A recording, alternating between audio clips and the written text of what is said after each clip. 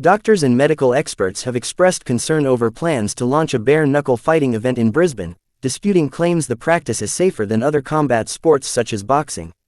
On Wednesday, former boxing world champion Anthony Mundine announced Australia's first large-scale bare-knuckle event to be held in Brisbane in September, calling the sport the purest form of fighting and safer than boxing.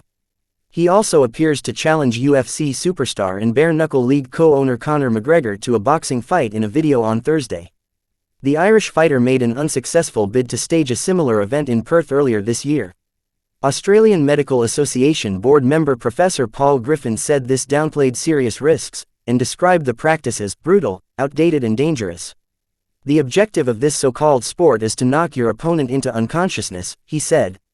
In a best-case scenario, participants will suffer cuts, bruises, and potential damage to the soft tissue, tendons and ligaments in their hands. Sprains and fractures can occur, including facial fractures. In a worst-case scenario, someone could suffer a traumatic brain injury, particularly with repeated exposure to knockout blows. Griffin added it beggars belief that people would choose to expose themselves to danger for the sake of money or personal glory, particularly at a time when contact sports are taking concussion and brain injuries more seriously. We have had successful campaigns against coward punches and one punch can kill, and yet promoters of bare-knuckle fighting want to promote it, Griffin said. Fighters attending the event on Thursday had varied reasons for getting involved in the sport.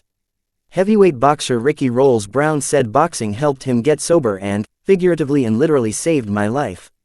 Muay Thai champion Brad Walton said competitive fighting changed his life, after a rough upbringing led him to drugs, incarceration and homelessness.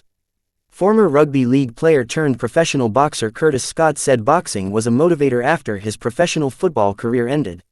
I'm a competitor, and when the rugby league door closed, I needed something to keep me motivated and keep me on track, Scott said. Boxing has given me a lot of purpose and a lot of discipline. Scott shared Mundine's sentiment that bare-knuckle fighting could be safer than other combat sports. There's a lot of pride in boxing where people want to see how tough they are, and they take a lot of shots. With this bare-knuckle fighting, it's going to be short and fast. You either knock out your opponent or give them a nasty cut, or you're going to break your hand, and I'm assuming it'll be over from there. Mundine's World Bare-Knuckle Fighting is not the first to attempt a large-scale event in Australia, with US-based Bare-Knuckle Fighting Championship, co-owned by McGregor, applying for a fight night at Perth's RAC Arena earlier this year. While AMA's WA president Michael Page called it the human equivalent of dog fighting, and warned against the proliferation of more sports that could cause head injuries, the state's sport minister said she saw no difference between bare-knuckle boxing and UFC cage fighting. The event was ultimately scrapped by the state's Combat Sports Authority, who said the proposal did not meet its criteria.